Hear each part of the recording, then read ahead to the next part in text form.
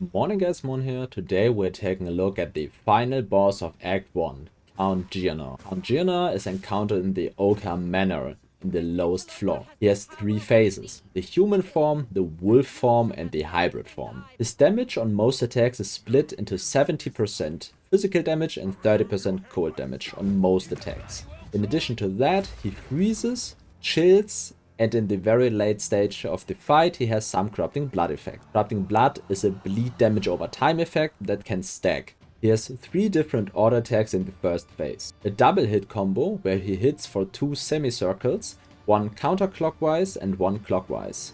His second auto attack is a triple hit combo where he swipes in one counterclockwise semicircle and then smashes and finishes with a pierce. Third combo is a 4-hit combo that contains 3 overhead counterclockwise semicircle hits and one sword pullback into the other direction, a semicircle also.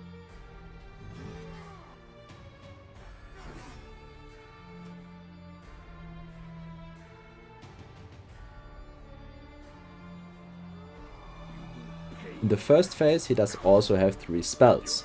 The thrusting charge, where he pushes the player backwards, and if it does not hit, triggers an ice slash at his back. This one has a very big hitbox and better be avoided. His second ability is an ice wall strike.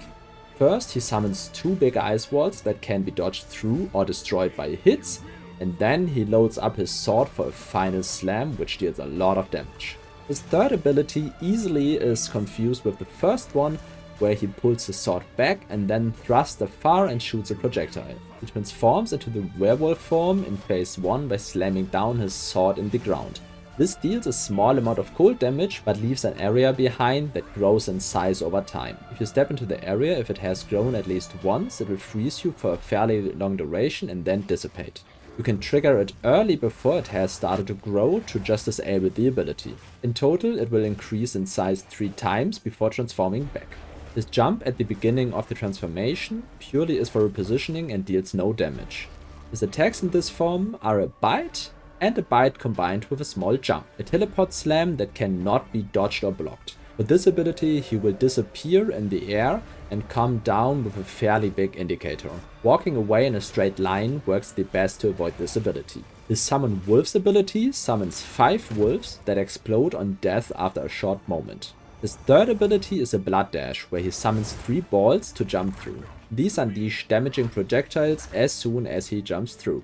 Before transforming into the second phase, he's holding a dialogue with his Countess. During this dialogue he will continue attacking the player but won't cue any audios, so you have to rely on his animation. In his final form he has very strong auto attacks, so it is advised to hit him quickly or early so that he loses some health and starts triggering his spells, which are easier to dodge. His first auto attack combo is an enhanced double hit combo. He hits twice in a semicircle, one counterclockwise, one clockwise. His second attack is a claw strike. This one is a quarter circle and deals fairly moderate damage. His third attack is a bite. This one deals quite a bit of damage. If you step behind him in this phase, he will trigger a backwards cleave. This hits a large area in a semicircle behind him and deals a lot of damage. You should avoid this by mostly trying to be in front of him and not running behind.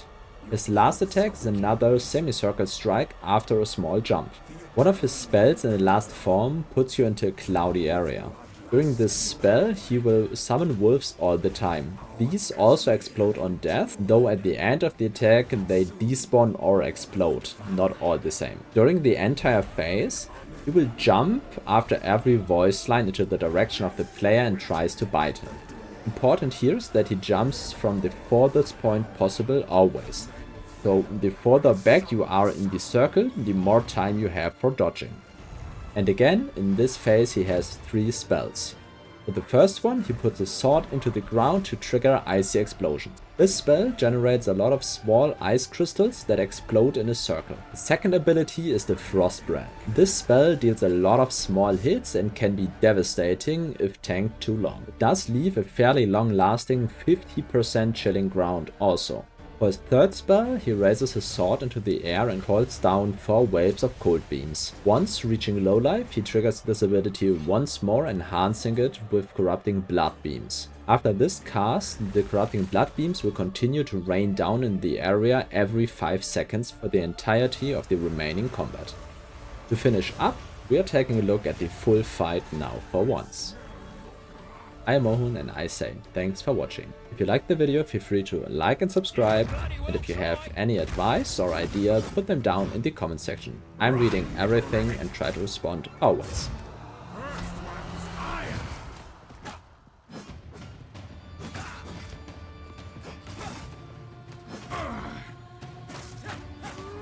You dare mock me? Run, little rabbit!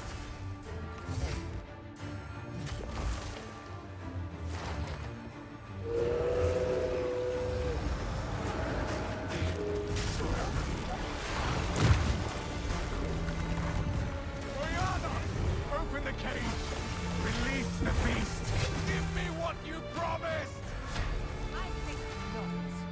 I expect so much more. Since you are too weak to do the job, I'll find someone who can. Goodbye. Manipulative whore! How dare you abandon me after all I've given you!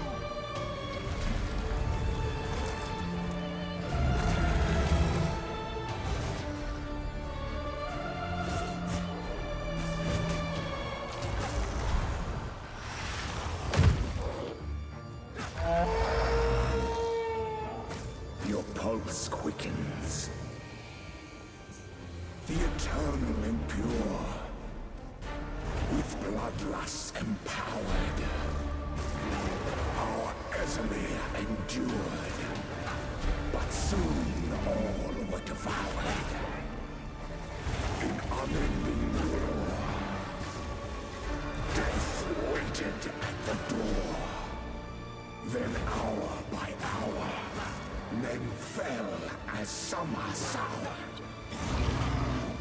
I smell your blood, and I am ravenous, chilling frost.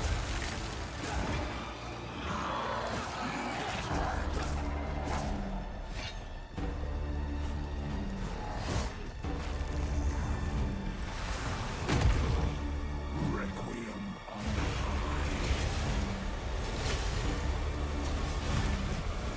I will take out your heart and savor its desolation.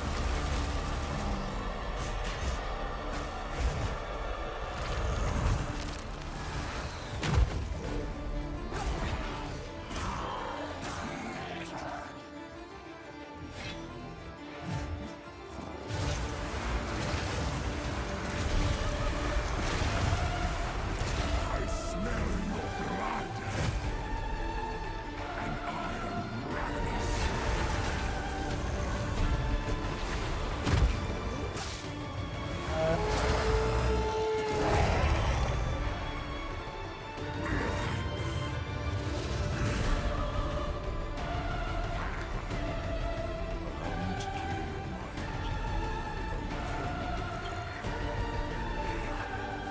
The madness, it consumed my being.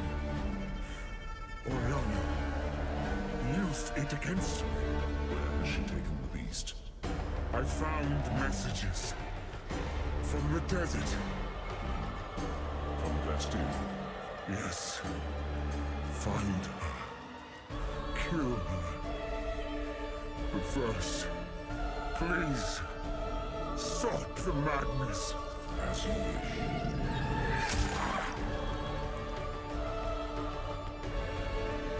Make haste. Let us return to Clearfell to make our preparations.